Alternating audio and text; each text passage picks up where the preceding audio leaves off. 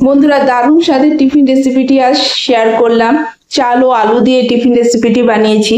সম্পূর্ণ ভিডিও দেখার অনুরোধ রইল। আতপ চাল নিয়েছি দেশি, আমি 1 ঘন্টা আগে ভিজিয়ে রেখেছিলাম। ভালো করে ধুয়ে পরিষ্কার করে জল ঝরিয়ে নিয়েছি। এবার মিক্সির বাটিতে এটা চালটা নিয়ে নিচ্ছি বেটে নেওয়ার জন্য। সামান্য একটু জল দিয়ে দিচ্ছি, ঝালের জন্য দিয়ে দিচ্ছি একটা কাঁচা লঙ্কা, স্বাদ মতো নুন দিয়ে ভালো করে পেস্ট করে নিচ্ছি চালটাকে।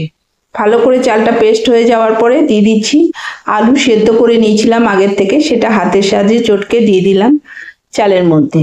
দিয়ে এটাকে দিয়েও ভালো করে গ্রাইন্ড করে নেব। খুবই টেস্টি রেসিপিটা, অবশ্যই ট্রাই করুন। সকালবেলা টিফিনে রুটি খেতে খেতে ভালো লাগে না, অবশ্যই একটা মুখরোচক অন্য একটা ধরনের টিফিন খেতে হলে অবশ্যই এটা বানান। দেখুন কতটা মিহি হয়েছে। এবার আমি একটা বাটির মধ্যে সমস্ত চাল ও আলুর পেস্টটা ঢেলে নিলাম। তারপরে মিক্সির বাটিটা ধুয়ে কিছুটা জল দিয়ে দিচ্ছি। এবার দেবো একটা গুঁড়ো মশলা, যেটার মধ্যে আমি ধনে, জিরে আর শুকনো লঙ্কা কাঠখোলায় ভেজে বেটে নিয়েছি। দিয়ে এই গুঁড়ো মশলাটা দিয়ে ভালো করে মিশিয়ে নিতে হবে। ভালো করে মিশিয়ে নেওয়ার পরে এরপরে আমি গ্যাসে চাটু বসিয়ে দিয়েছি। চাটু গরম হয়ে গেছে। এবার এক এক হাতা করে দিয়ে আমি ধোসার মতন বানিয়ে নিচ্ছি। খুবই টেস্টি, অবশ্যই ট্রাই করুন। ছোট থেকে বড় প্রত্যেকেরই ভালো লাগবে।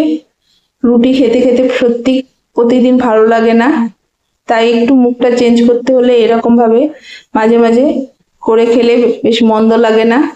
সামান্য তেল দিয়ে তেলটাকে ভেতরে খুন্তির সাহায্যে সাইডগুলো তুলে তুলে ঢুকিয়ে নিয়ে ওলট পালট করে ভেজে নিতে হবে।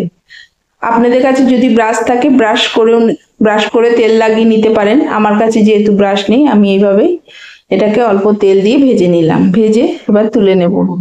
কতটা মচমচে হয়েছে দেখুন। এভাবে আরেকটা আমি ধোসা বানিয়ে দেখিয়ে দিচ্ছি। ভালো লাগলে লাইক, শেয়ার, কমেন্ট করতে ভুলবেন না। যারা ইউটিউব থেকে দেখছেন তারা অবশ্যই সাবস্ক্রাইব করুন, যারা ফেসবুক থেকে দেখছেন অবশ্যই ফলো করুন। এইভাবে আমি ধোসাগুলো সমস্ত বানিয়ে নেব। খুবই নরম আর খুবই মচমচে, ছোট থেকে বড় প্রত্যেকেরই খুব ভালো লাগবে খেতে। এইভাবে সমস্ত ধোসাগুলো আমি বানিয়ে নিয়েছি। দেখুন ভালো করে ভেজে নিতে হবে। এবার আমি গরম গরম সার্ভ করতে শুরু করে দেব।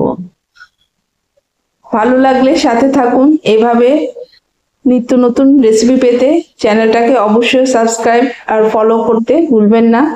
ভালো থাকুন, সুস্থ থাকুন। আর এখন প্যাচপ্যাচে গরম